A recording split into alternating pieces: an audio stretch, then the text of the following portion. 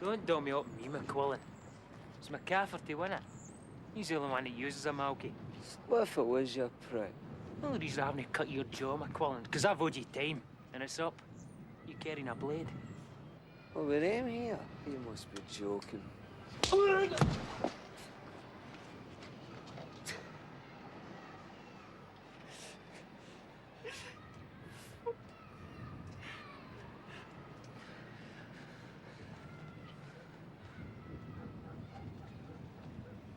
My name's Simon Farquhar. I'm a writer, originally from the north of Scotland, though I spent most of my childhood living in England. When I was about 7 years old, I happened to catch one of Peter McDougall's plays on television one night, and although I was sent to bed well before the end, I'd seen enough to make me A, want to be a writer, and B, become a dedicated follower of Peter's work ever since. The plays of Peter McDougall are pretty much the first time that contemporary Scotland had been seen on the screen, small or silver, without concession and without apology. The plays that went into making up his reputation, Just Another Saturday, The Elephant's Graveyard and Just a Boys' Game, have been seen by more people than a stage play could ever hope to attract. And yet you'll find no book exploring McDougall's work and no mention of him in any of those lists of the 50 best Scottish writers or films that crop up in the Sunday papers. And that's because, like most of the best writers of his era, McDougall's work was for television, and television's just not a serious medium. Whatever the case, you'd be hard-pressed to find 3 better films to have come out of Scotland in the 70s than these. Telly's great, innit? Replaces the coal fire. His first major success, Just Another Saturday, changed Scotland's image on screen permanently. No heather, no kilts, no stereotypes.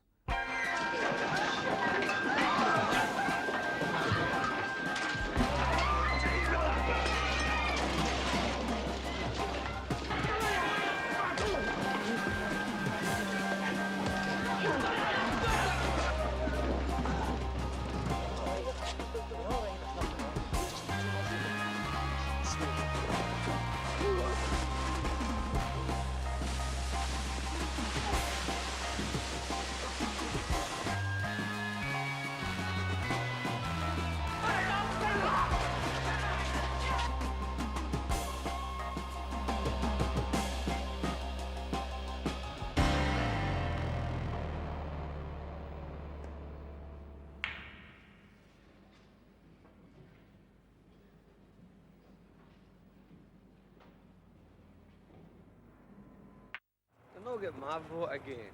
Television in the early 70s was about as different from television now as it's possible to imagine. There were only 3 channels, no remote controls, and in a Britain plagued by strikes, plenty of people staying home to watch what was on offer. Specifically in drama, the Wednesday play, recently renamed Play for Today, was one of countless strands which encouraged writers to tell their own stories in their own voices. The more original, the better. Looking at the sort of output that resulted is a testament to the success of that mentality. But if any further proof were needed that this was a healthy time to be an aspiring writer, then the discovery of Peter McDougall is the perfect case study. How do I look, Dan? No, honestly now. Did I just fill your heart with pride to look at me? True. I don't know what it fills me with, but there's a definite stirring in me. Around about my ankles. In 1971, the BBC held a competition through its late-night art show, Review, to find a television playwright. Among the judges was Colin Welland, at that time a household name both as an actor and an award-winning television playwright himself. In a special edition of Review to announce the winner, one of the judges commented that writers don't need to wait for competitions to send their work in. The BBC has its own script unit which is designed to read and report on all entries sent in at any time of the year. Welland, however, felt they were missing the point. We shouldn't be looking for writers who are writing plays, we should be looking for those who aren't, people from backgrounds where they don't consider that being a writer is something they could ever possibly be involved in. He then revealed how he himself had just discovered one, a painter and decorator who had never read a book, let alone written anything before in his life, and had now sent an unsolicited script to the BBC and had offers of film work in America. Guess who? His dad used to swing a stick in on his band. Boom. Write it. If anything's going to do me harm, it's going to be this place. Not sure no more. Son, I know you're restless. I was the same myself. Aye, but I'm different for you, Dan. Born in Greenock in 1947, McDougall had gone straight from school to the shipyard before escaping to London to be a house painter. But when I was 15, I was in the shipyard, and that's where the Billy Connolly connection, all that came in. Then I left when I was 17 and I went to London. I was married when I was 18. I had a wedding when I was 20. As you go on, it's not that you lose track of that, because the essence of that past comes out in the stories and the ability to articulate them, whatever else. There was an old thing they used to say here. I worked in submarines. They used to say that it was so cold in the morning that your hands stuck to the iron. Well, it did. Sometimes it could lift the skin off the pads when you were going down the ladder, and you never saw daylight. I was 15. You're a Wayne. John, I never know what to do when the gaffers catch me wandering about. When are you going to start teaching me my trade? Well, once the good weather comes in, son, I'm not a well man. And don't forget my overtime line for the night. You'd get up 6:10 in the morning, and I always remember those buses coming up, the workers' buses, but they couldn't reach up to the top of the hill in Greenock because of the snow. And of course, it was like a Lowry painting, all these wee men running down the street because you had to run to the next stop, miles away, because that was lower. And when they all got down there, you had to fight to get on the bus, because if you didn't get in, they quartered you, then they halved you, then they just cut your whole day's wages. Mackie hadn't worked for 40 years and got a staff beside me. His wife was delighted. He went in for his dinner and she was happy making a fuss out of him. She says, Lackey, can I make anything for you? She says, make that bed, I'm straight back in it.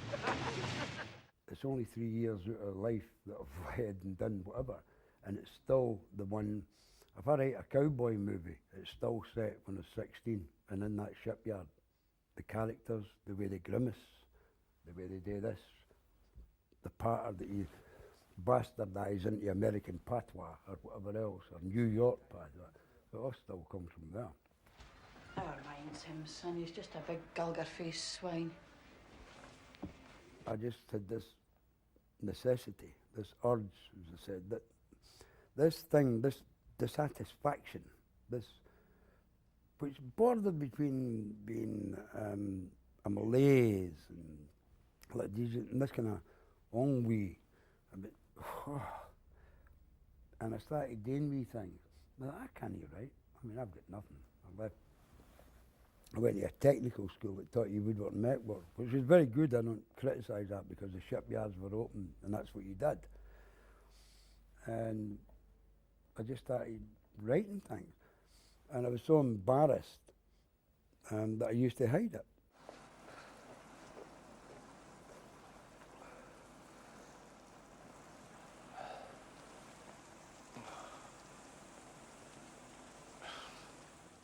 Just Another Saturday tells the story of naive drum major John McNeill. Hello, John. Gonna be a right big one today, eh, son? You better believe it. It's really roasting it there. I think it's going to rain though. This is your first big walk, eh? You nervous as to what? Nervous? Jesus, give us a break, will you? For no reason, son. I've seen a lot of drum majors. Without kidding, you're the best I've ever seen. No, honest, son, the best. The play amazed the BBC, but somewhere down the line was considered to be just too contentious and the script was dropped. On a creative role, McDougall instead offered them Just Your Luck. McDonald said, have you got any other ideas? And I said, yes, I've got this thing. My sister got married to this guy, and she got humped up her close, got pregnant, and da-da-da. It was directed by Mike Newell, later to find fame with Forwardings and a Funeral, and broadcast in December 1972. When we thought about the Graham McDonalds and Scott and various other people, and I really do mean this, there were no greater producers. The time was different, that's all. Because I never saw Graham until the night we'd finished, and he came up and he said, there is nothing I can teach you. And it's very emotional, and that's a compliment, yeah. But I didn't have a clue. It caused outrage on the west coast of Scotland, although further afield a typical response to the Radio Times was, not since Look Back in Anger have we seen a debut as exciting as this. It caused serious kind of controversy. And of course, I never thought about anything, because I didn't know how to write, so you write something. But no, that was actually quite stunning. It really was. The sense of freedom thing with Boyle, you expect that because of all the ins and outs. But this was about a Catholic marrying a Protestant. Hugh, it doesn't matter the MP, but I got this boss stuff from whatever. the Houses of Parliament, and it was brought up there and was discussed who saw that. It was a huge impact. At this point, director John Mackenzie comes into the story. Mackenzie had graduated from assisting Ken Loach on Cathy Come Home to shooting TV's first all-location drama, Mrs. Lawrence Will Look After It, 3 years earlier, which had scored the Wednesday play its highest ratings ever. Mackenzie had since then made 3 films for the cinema and would go on to work with Dennis Potter, John McGrath and direct The Long Good Friday. The very first thing I ever wrote was just on that Saturday. Just look at them. The loss of the Lord. They're scrap all right. Just an excuse to drink. Still, I suppose if it wasn't for the likes of them, we wouldn't be able to worship our own faith. We'd all be Catholics. I suppose so. Come on, Meg, let's get out of this blooming racket. That all got into kind of problems. The power's up here, not down there. Police Chief Hammer McNee, as he was known, was horrified by what he read and not only refused the film crew's permission to shoot, but also appealed to the BBC to ban the play, claiming it would cause bloodshed on the streets in both the making and the showing.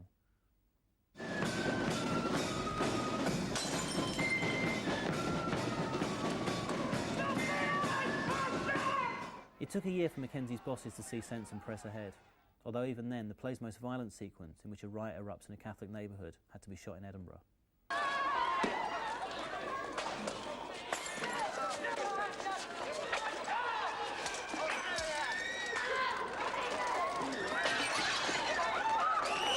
Come on, you! Watch out the other end of that street!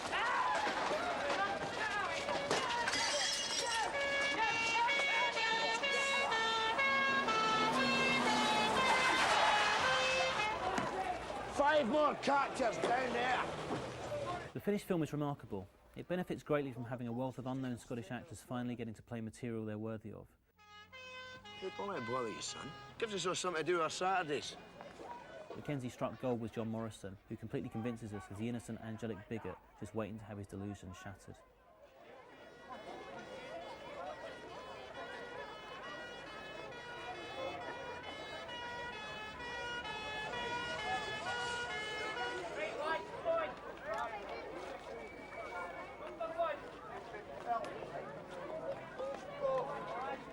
People in supermarkets, oh, you that guy, just not us. And it's amazing that it's 34 years on, and geez, I was 19-year-old with long hair down here, and people still go and say, hey, you were that guy that was like, huh? So how do you know that? Where's your memory coming from? But that's, yeah, it is astounding still. I don't know why I hate Catholics. I suppose it's because I'm more proud of being Irish than you're Scottish. Jesus Christ, best pal. Do you not know it was your saviour, King Billy, that gave the order for the massacre at Glencoe? If you're so proud of being Scottish, I wouldn't be too fond of his memory. Ah, that's not true. It's true as I'm sitting here looking at your fat lip. I mean, you're being conned. Every one of you. I went to Central School of Speech and Drama. I found it quite hard to get by down there as a student. My old man was an engineer, and the sort of grants that you got then, it barely covered the rent when I was a kid there. So as soon as I get some money together, I'm off. It's better, all right, son, but can't he leave for a couple of years yet? Oh, no. I couldn't let you go. You're still a minor. And I got offered a part, but as I was at drama school at the same time, they thought I would have some unfair advantage on the rest of the students if I kind of took a job on telly when they hadn't been. And I said, well, I've been on telly about 20 times before I went down there anyway, you know. So it didn't make an awful lot of sense to me, so I left. I'm old enough to go out and drink with you and get a punch in the mouth. I'm too young to leave home. Oh, wait, Keith. Dorian Jones was a casting director at Granada in those days. And when John Mackenzie was trying to cast Just Another Saturday originally, he asked Dorian if she knew any young Scottish actors. And as I was the only young Scottish actor in London at the time, at Central, I went to see John for that. They talk about this great Scottish talent, and there's some wonderful talent here. I think Mr. Morrison is one of the great actors. When I say great, he's already achieved that as far as that I'm concerned. I eventually met John Mackenzie and Peter McDougall for the first time at the BBC for Just Another Saturday. I read the script with John and Peter there, and John Mackenzie then said, would you be any good at doing this twirling the stick stuff, you know? And I thought, what's all that about? So I kind of was doing vague things with it in an office, which is kind of quite surreal as to what you actually have to do with it. Peter was the mentor to begin with there. He's really good at it, by the way. But I worked with a guy from the Maryhill Flute Band.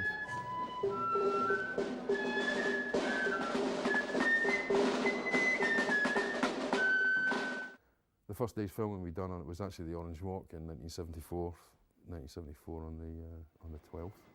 After about 2 weeks shooting in Glasgow, the whole unit had to move to Edinburgh. It was banned from filming here. Basically to do with hierarchies in religious sectors, shall we say, or whatever. Not to sound cliched, I mean, it leaps off the page at you. It certainly does. As a young actor, it's boom, yeah, this is a business. This hasn't been done before. People are not doing this sort of stuff. So it was incredibly exciting thing to do as a young man. You know, it was kind of it's the sort of thing that would make your mark or not. You know.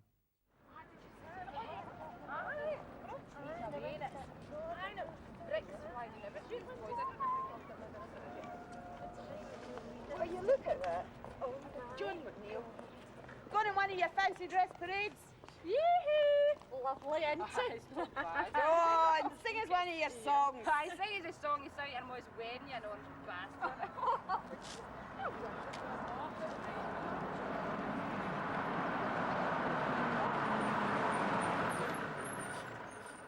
I mean, as a kid, it's just to do a play for today, which has started up. These were the things to do. They were innovative, you know, pieces of drama, and to get off with a leading part in one at the time as a kid, this is it. It's the big thing that you'll wait for. You know, it's your big break, etc. And it certainly was.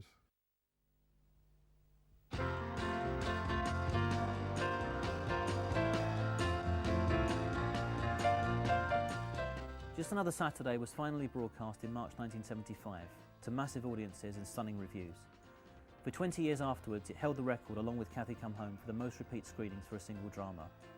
It put genuine Glaswegian accents on the screen for the first time, gave a small acting debut to Billy Connolly, and in true fairy tale fashion, it won McDougall the most coveted award in the television industry, the Prix Italia. Apparently, he was cooking fish fingers for his children when the chairman of the BBC phoned up to tell him the news. But there was one hiccup. One man, and in order you look at it, it's not just a case of looking at it with subtitles in your own language. You had it in script form now, and they study that. And the only fuckface who actually thought he couldn't understand it was a guy called Alexander Walker, who was a critic for the London Evening Standard, who asked to see it twice because he couldn't understand it. Like most first plays, it's overwritten. This is 25 years of living that's been bottled up, suddenly overflowing. For the most part, though, the play's so good, it simply means there's more for us to get drunk on. I told you this morning, son, his head's wasted. He's one of these men that believes in bugger all but drink. Christ, woman, you're as daft as a brush. Know that, daft, let me tell you. I know why you're trying to get him to leave. Sure bloody tinkle a day. You're jealous of him. Aye, laugh, you big swine. You know it's true. 14 years at sea, nae letters, nae money, nae nothing. Knew you're back, you're jealous of the attention I give John. You think you should be getting it, Christ, you wouldn't get the matter out my eye. That boy's marry a man new than you ever were, or ever will be.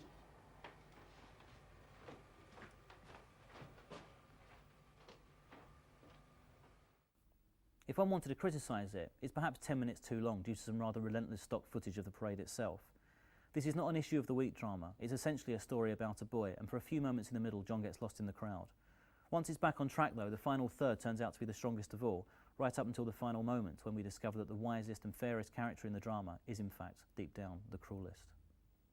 After all those years abroad, I realised that you can't dupe your environment by crossing borders into different countries, because in the end it's just because of what you are, because of what you come for. All you can do is compromise.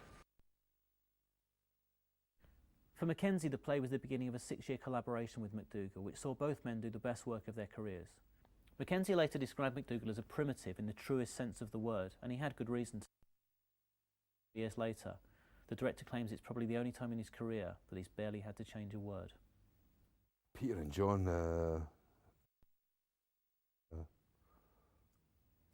it's an immense piece to put out at the time. I didn't actually realise it until way after, the gravity of the whole thing, really.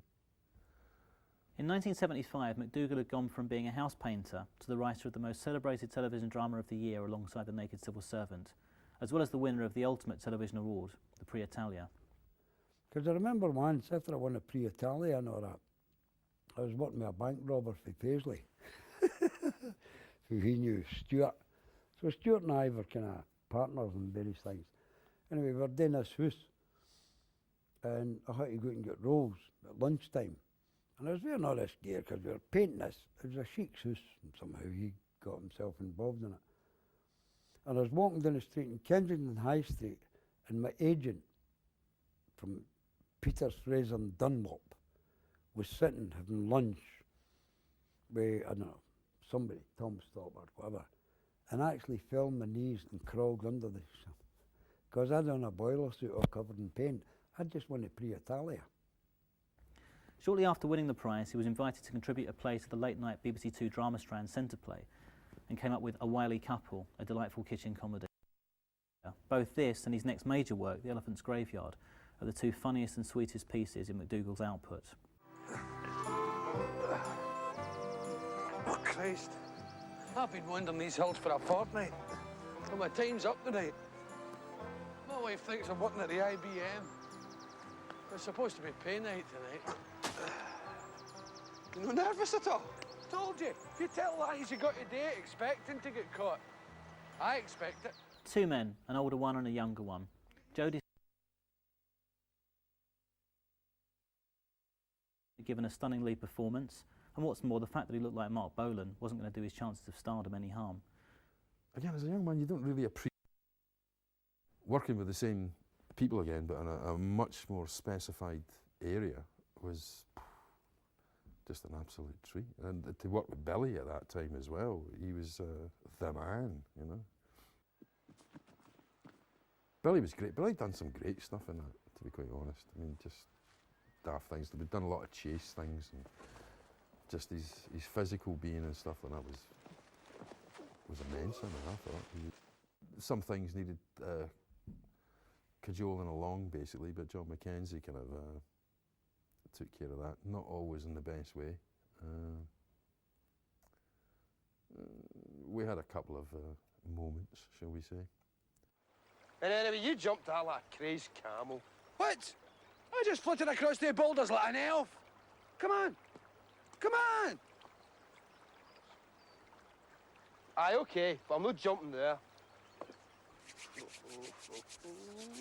I had to jump in a river about 13 times because Billy couldn't laugh. I mean, Billy Connolly, nobody knew what to laugh. Give me a fucking break, you know. Jesus. Oh, Jesus. Well, I don't think it's very funny. Oh, no reason why you should. Anyway, but as a young actor, you put up with these things. But as an older man, you wonder why the fuck you had to, but never mind. It's really about seeing himself, how he's going to end up, as a parallel, you know. There were different actual pieces that we filmed that weren't actually in the script, that Connolly and I had identical scars and thing, and it was supposed to be a kind of a reflection of yourself further on, really. And is that how you want to be? Of course, the whole thing about being in a situation and telling lies to your wife and then having to back them up with things like you have to invent wains and stuff like that, which, I mean, these lines were just killer, you know. It was very, very apt, very appropriate for anyone. The Elephant's Graveyard is Peter McDougall's difficult second album. And typically for a second album, it's overindulgent, occasionally brilliant, and both the critics and the public either dismissed it out of hand or took it to their hearts. Unlike Just Another Saturday, you don't have to look too hard to find things to criticise. Most of the first half is repetitive and unnecessary. In other words, if you like it, there's all the more to enjoy. If you don't, you're unlikely to be persuaded. It's undoubtedly randomly paced, even if that does reflect the day that it depicts. What is most endearing about it is the sense of joyful release that both the characters exhibit, something which McDougall himself was clearly experiencing at the time. Because what I was also writing was a poem of kind of spirituality. And it's not meeting your doppelganger. It's the fact that you're facing yourself, and yourself can appear in various shapes or whatever else, perhaps during the night, and the worst terrors of your whatever. For the horrors and the terrors are chasing each other all around the bed, that's when you meet yourself. You come to, and I've always, in a line, especially when I'm getting whatever, and if somebody says, "Are you all right?" And I always say, no, I'm not the best person to be in charge of myself. And that's what they do when they go into that hillside. Neither of them is in charge of himself. And for that, but they will be when they get back, or even if it's only to face the lies that you've told. But then I've always said, anybody who doesn't understand a liar, there's nothing. On the subject of it being a play that people either love or hate, it's interesting that despite it being a romantic and rather poetic piece, with none of the customary violence, betrayal and death, it's women that seem to be immune to the charms of the Elephant's Graveyard. Maybe that's because it deals with male bonding in the truest sense.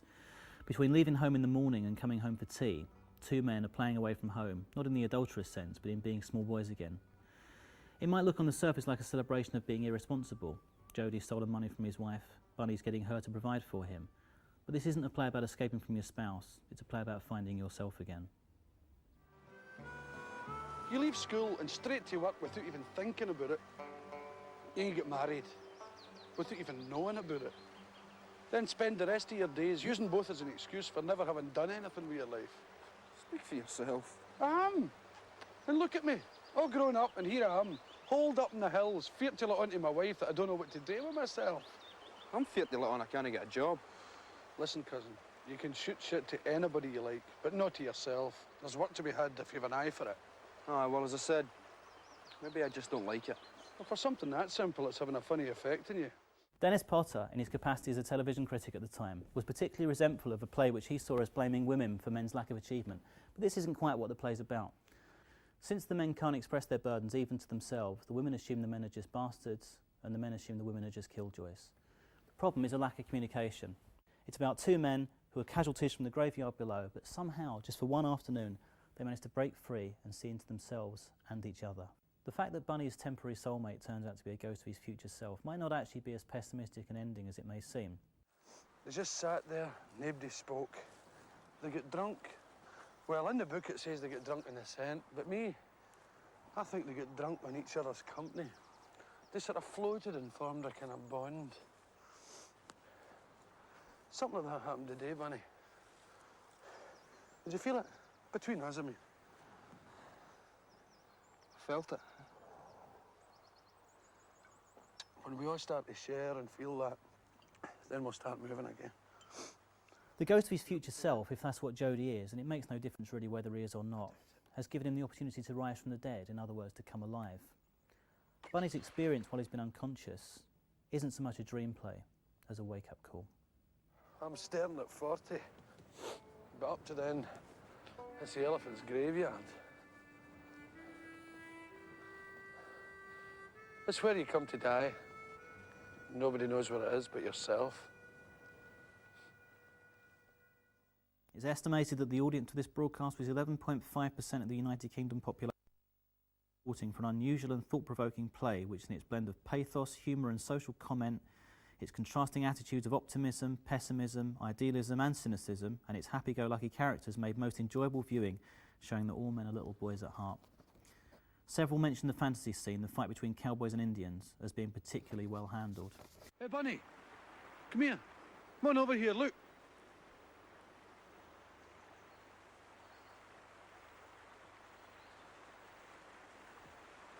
You see the trail leading down to the bank there, the sandy bit? Oh, I see it. Well, look hard at it. Now imagine that wee burn's a big wide river and these pebbles are boulders. Now look. What? Now look there, coming down the trail towards the riverbank. A wagon train. See all the people? Some of them dressed in black with big wide brim hats. Must be Mormons or something. What are you on about? Look! There's the first wagon's about to cross. First two horses are in the water up to their bellies. They've stopped. They must be waiting on the scout or something. Hey, there's the scout. He's halfway across, pulled up his horse, he's waving them on, see? See?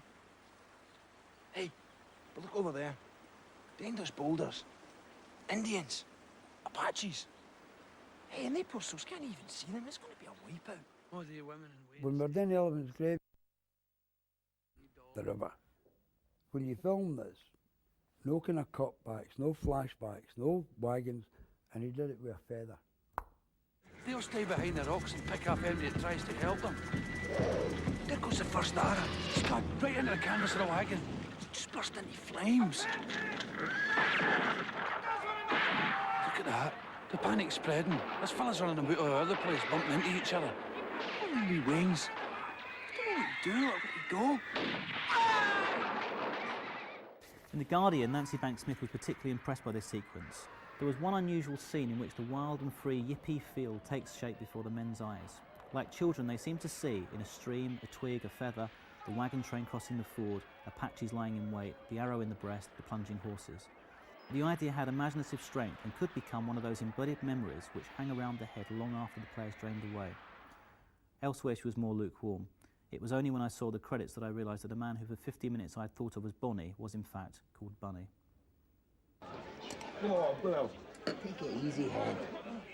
I didn't notice she did her. Did you know? No, I didn't, did I? I don't know, do ya? Well, I didn't. Oh, aye. When does your face to haunt a house?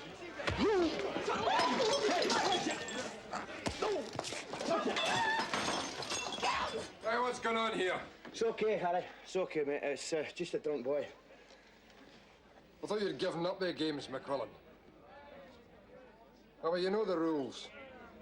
Take her into the street with you. Okay? Come on, take it easy, Jake. No noising up his lassie. That's my bird. Serves you right. 3 years later, in 1979, McDougall and Mackenzie's last contribution to Play for Today was also part of the programme's last burst of brilliance before it was allowed to die of neglect. It was commissioned by new producer Richard Eyre, later to become head of the National Theatre. He described working at the BBC at this time as rather like working in the old Hollywood studio system. Producers commissioned writers, paired them with directors, and they got on with it. Just a boy kid, not a fucking clue what was saying. And I wrote it for 2 different people. First person I wrote it for was Margaret Matheson. And of course I couldn't produce, did I? What they wanted. Then a wee guy, Richard Ayres, he came on. Sir Richard Ayres, as he's now called.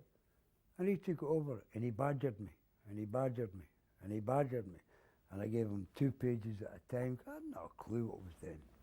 But I knew there was a kind of mass of emotion, whatever else. I didn't know how to sort that out. He quickly decided to place McDougall and Mackenzie together for one last time, their last collaboration for the BBC, and also probably their best. Just a Boy's Game is the ultimate slice of life play, only it's sliced with a razor blade, and it sheds a lot of blood in the process.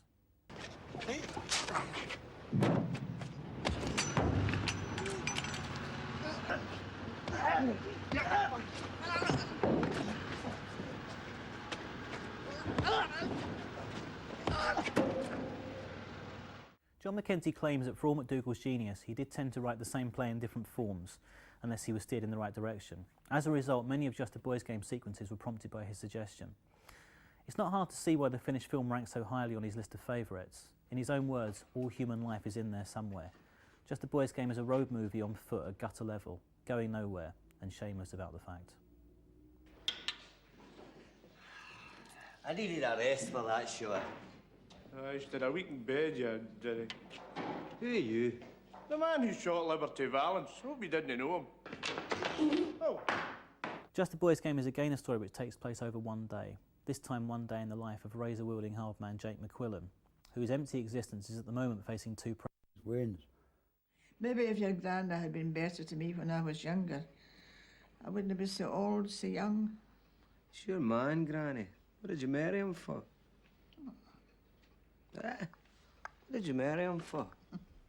He had a fine head of black hair. Fine head of hair, so you had 7 kids still. Well, that was the style of things in them days.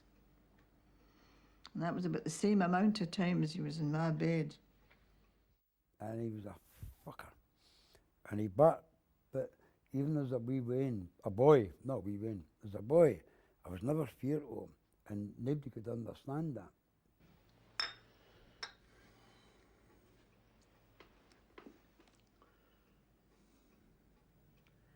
You're a big dick. So they tell me. You're no good to yourself here. I didn't ask to come here. Well, get the hell out of it then. You can't leave it, can you? I used the Frankie character because I was the only person that ever speak back to this. Not because I wasn't feared of him, because everybody was. And my Uncle Dan was a leader of a very famous gang called the Cheeky 40. Oh, during the war and everything else. And they were fearless and razor slashers.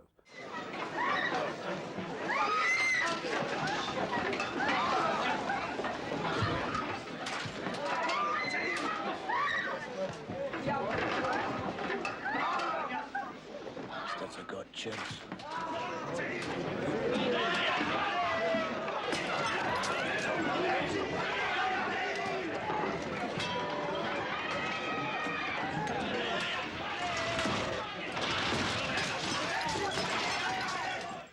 So I spent more time with my granny because I was young. I was working in the shipyard and I used to walk back because I lived out in a scheme. So I'd get back there and I saw the hurt that he was doing. No, he was doing it, but he'd obviously been doing it long before I ever knew. And nobody, my mother's 5 brothers, all these hard cases, all went to Canada and New Zealand. Not one of them would say a word about them. Now when I wrote that, they all went bonkers. And my grandfather's dying. Whoa. Everything. And the line, everything, was the thing that got Tom Stoppard. But that doesn't matter in that sense. But the thing about that is, you're dealing with people with whatever, hurt, emotion, and can't get it out. They bother you? Nah, not in the obvious way. What way then? In case his gear doesn't fit you or something? Aye. Well, it's not just him, it's the both of them. Now that their time's running out, I realise I don't really know them, you know? No. Listen, Jake, I know you like your granny, but I don't understand why you want to get close to your grandfather if he's the cause of your father culping it. Christ, man, I wouldn't even speak to him. I suppose I just want to get close enough to let him know it doesn't matter to me. Know what I mean? No. I haven't got time to think about things like that. Once the script was completed, the hunt was on to find the actors to play the central roles. Ken Hutchison, probably Scotland's finest character actor of the day, was the obvious choice for Dancer Donaghy. An irresponsible, charismatic boozer, the part could have been written for him, and probably was. And for Tanser, Jake's other pal, the part went to 29-year-old Gregor Fisher, later to become Rabsy Nesbitt. Early on in the play, Jake comments that it's better to be known as something rather than nothing. Dancer is known as a womanizer, Jake is known as a thug. It seems that Jake doesn't really have any choice in this. At one point he turns down a threesome with Clatty Bella. Now that might be good taste, but it also suggests that he's incapable of interacting with anyone on such a level. Sex just doesn't seem to happen for Jake. At 3 points in the play he passes couples and looks at them with a look of complete puzzlement. McDougall described the character of Jake McQuillan as the enigma, and the fact that Frankie Miller played it so well was down to the fact that his eyes are just dead. The Frankie Miller character had nothing. And nobody liked that. Nobody liked him. He was enigmatic in that sense.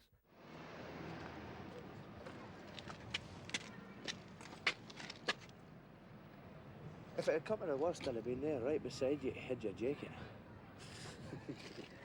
First rule about fighting, Dancer, never let anybody hold your jacket, because they always shoot off with it.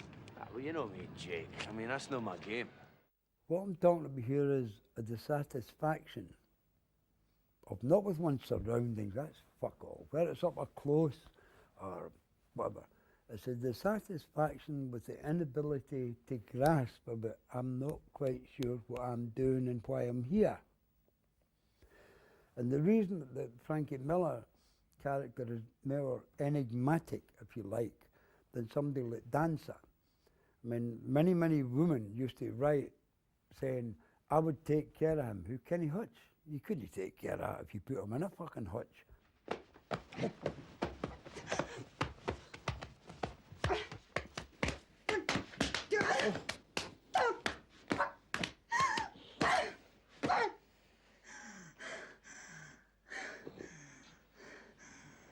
It's my alarm call, eh? Is it that time already?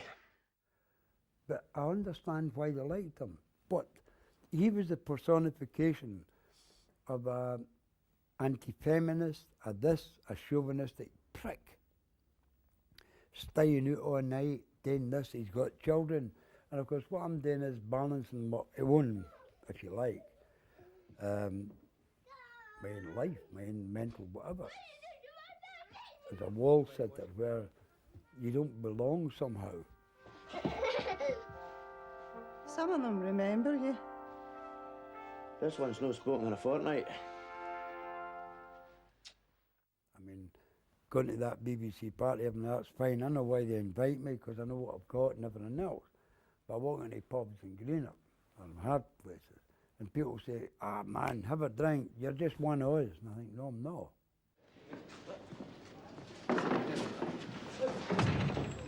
Into the office. Leave me out!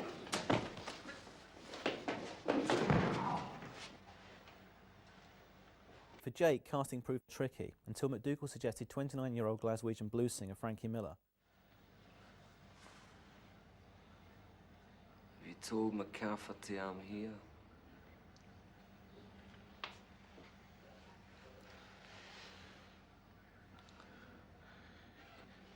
He knows you're here. The thing about Frankie was he had that, and I knew it. But I knew that's all he had. Get charm and a gift that you couldn't believe. Not just in his voice.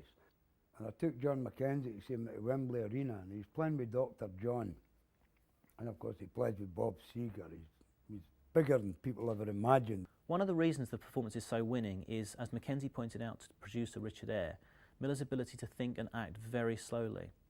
Most British actors, having come from the theatre, think quickly because a pause on stage that goes on too long agonises an audience. American film actors seem to naturally be able to be in repose and let the camera just explore them, and somehow Frankie Miller just had that in his blood.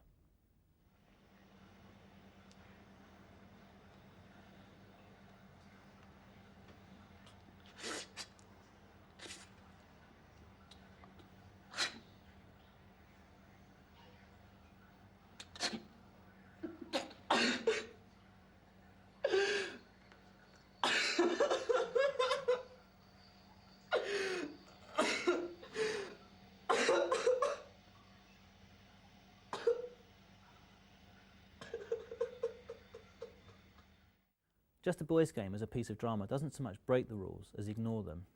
It's got none of the human warmth of McDougall's earlier work, it's virtually plotless, it doesn't even contain an opening hook like The Elephant's Graveyard. These are some of the reasons why the film could only be made for television, but there are also reasons why the film couldn't be made for television today. For although the film is brilliantly written, acted, shot and directed, it's that randomness, that lack of sensationalism that gives the film its rough magic. It also contains probably the strongest violence ever seen on television at the time. Jesus Christ, there's more of them. That's Donkey McCafferty. All right, then, back the way we came. You don't go back.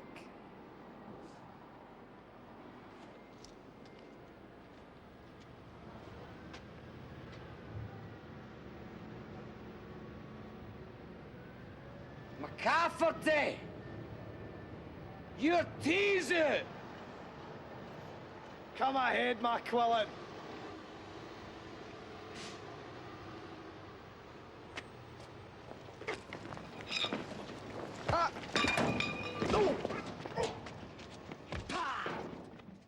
Surprisingly, from the director of The Long Good Friday, John Mackenzie describes himself as a very squeamish man, and perhaps that's why he shot the violence in Just a Boys' Game with such ugly honesty. There's certainly no glamour in it, and it wouldn't persuade anyone that this was a fun way of life. Yet typically, for a film about violence rather than a film exploiting violence, it attracted uproar from TV watchdogs. and climaxing with what has been described as the least sentimental deathbed scene in the history of drama is only fitting for a story which leads to, in every sense, a dead end.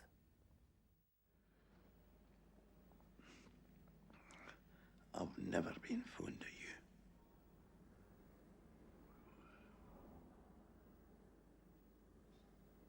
Cheers. A decade after being discovered, McDougall's CV was a pretty full one. As well as the 3 major films for Play for Today and the half-hour drama A Wily Couple, there were also 3 plays for BBC Schools, Choices, Loyalties and Jackie McCafferty's Romance, a ghost story, Tari Dan, and even an unbroadcast pilot for a sitcom starring Billy Connolly. After Just a Boys Game, McDougall and Mackenzie collaborated one last time on a drama for Scottish television made by Handmade Films. A Sense of Freedom was a loose adaptation of the autobiography of Glaswegian gangster Jimmy Boyle. McDougall and Mackenzie were one of a number of ideal partnerships which sprang up during the Play for Today era. Others included writer Roy Minton's collaboration with director Alan Clark, which resulted in, amongst other things, Scum, and Dennis Potter's long association with producer Kenneth Trott. McDougall's next television play was Shoot for the Sun in 1986. What's noticeably different about this and other later works is a move away from the personal quirkiness and intimacy of his classic plays, and more of a move towards conventional feature film structure and tone. And that's the only thing I've ever done. It's never been repeated, never in else, because it was shelved. And because I'd set it in Edinburgh, and these guys, quite unashamedly, Brian Cox gets through a scene where he's talking about selling drugs from an ice cream van or whatever else to 10 and 11-year-old children. And I've got the only things I've ever kept, I don't know if photographs are on it, but I kept a review from Nancy Banks Smith that said that I should be taken out and shot. Martin Scorsese is said to have described the opening fracas in Just a Boys Game as the best bar and brawl he'd ever seen on the screen. It's not really surprising that McDougall is held in such high regard by the giants of the American film industry. Just a Boys Game in particular at times feels like a Scottish mean streets without the glitz and the posturing. All the same, there can't be many other writers who, when preparing a tale of a crumbling marriage for BBC Scotland in 1989, could secure Harvey Keitel in the title role. Down Where the Buffalo Go is an enigma, a film where more drama went into the making of it than ended up on the screen. McDougall himself claims to have never seen the finished film. It's certainly his most heavy-going piece, but also his most complex, and it suffers from a production which underestimates this.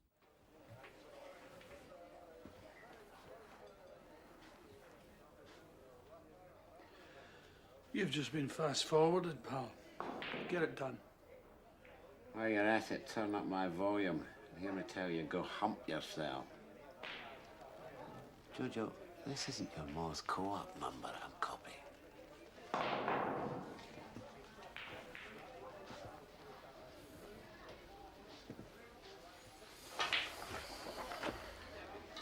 You should let me put my hand down his throat and pull up his lungs. Forgers. Hate them. Fucking prima donnas. Behave. 3 years later, Down Among the Big Boys, a comedy thriller starring Billy Connolly, saw McDougall's last exposure on television to date. Enjoyably laid back, if frustratingly lightweight, it's as much a measure of television changing as McDougall's writing changing. Take a debut, son. Take a debut. Looking back 35 years on, one can't help but feel nostalgic for an era of television which is now long gone. Could these films be made today? Not for the cinema, they're not cinema films, and television drama doesn't seem to be interested in making this kind of programme either. Its reasons vary. As well as all the usual conspiracy theories about television not having the political teeth it once had and only being interested in chasing ratings, I think there's another factor to be considered. Back in 1972, during that late-night debate which accompanied the review playwriting competition results, the judges were all agreed on the need to find television playwrights who came from a background where they didn't feel they had a voice. Peter McDougall's success is proof that television was only too happy to find them, but what makes that era different to today is that I don't think that television drama occupies the same place in the nation's conscience as it once did. These days, if you have a story to tell, why bother to type it up on one finger and send it to the BBC? You could just set up a blog instead. Have you any kids, Judy? Aye, 5. Need to early, eh?